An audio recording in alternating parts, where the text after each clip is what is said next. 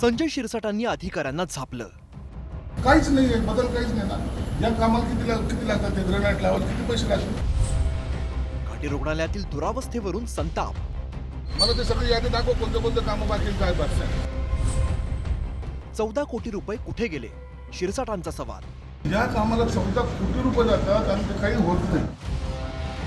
कुठे विटांचा ढिगारा तर कुठे पायऱ्यांचं काम अपूर्ण। ही सगळी दृश्य कुठल्या पडक्या इमारतीची नाहीत, तर ही अवस्था आहे सरकारी दवाखान्याची, ती छत्रपती संभाजीनगरच्या प्रसिद्ध अशा घाटी रुग्णालयाची। या रुग्णालयातील दुरावस्थेबाबत नेहमीच तक्रारी येत असतात, मात्र अधिकारी मात्र झोपेत असल्याचं चित्र आहे। आणि म्हणूनच पालकमंत्री संजय शिरसाट यांनी रुग्णालयात भेट दिली आणि अधिकाऱ्यांना चांगलंच धारेवर धरलं। इतकंच नाही तर 14 कोटी रुपयांचा खर्च कुठे केला असा थेट सवालही केला।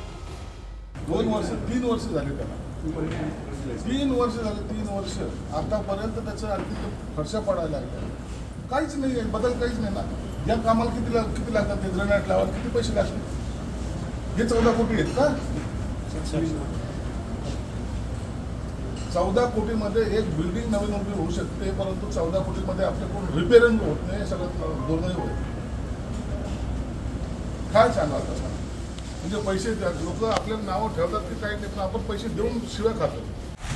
घाटी रुग्णालयाची अवस्था व्हेंटिलेटरवरती आहे, अशा शब्दात शिरसाटांनी संताप व्यक्त केलाय। तसंच संबंधित अधिकाऱ्यांना कामकाजात तातडीने सुधारणा करण्याचे निर्देश दिले। या ठिकाणी घोटाळे करणारे अनेक रॅकेट चालतात का असा सवालही त्यांनी विचारला। महत्त्वाचं म्हणजे दोषी अधिकाऱ्यांवरती कारवाईचे आदेश देखील दिले।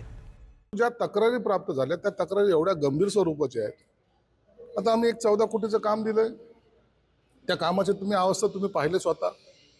14 कोटी रुपये खर्च करून काहीच तिथे आउटपुट दिसत नाही, म्हणून मी तो संताप व्यक्त केला। आज आमच्याकडे चीफ इंजिनियर आहेत, डीन आहेत सोबत, आम्ही तो पाहणी दौरा केला।